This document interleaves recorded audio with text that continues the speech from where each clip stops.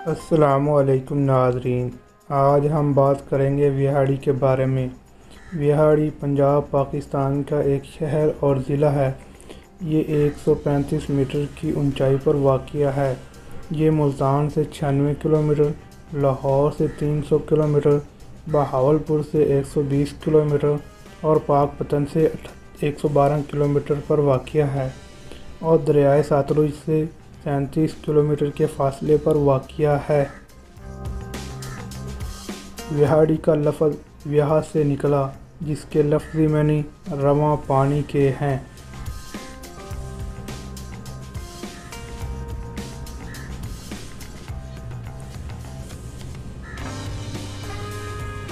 ضلع وہاڑی دو دریاؤں دریائے بیاس اور ساتلج کے درمیان واقع ہے۔ اس خطے کو دریائے ساتلج کے نیلے پانی کی وجہ سے نیلی بار بھی کہا جاتا ہے۔ وہاڑی کو 1 اپریل 1976 میں ڈسٹرکٹ کا درجہ دیا گیا۔ ضلع میں 3 تحصیلیں جن میں بورے والا، میلسی اور وہاڑی شامل ہے۔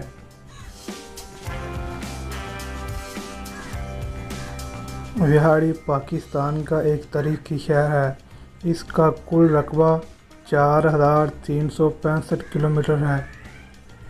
20ویں صدی کے شروع میں انگریزوں نے جن علاقوں کو آباد کیا تھا، ان میں عارف والا، بورے والا اور وہاڑی شامل تھے، اس لیے ان شہروں کا نقشہ ملتا جلتا ہے۔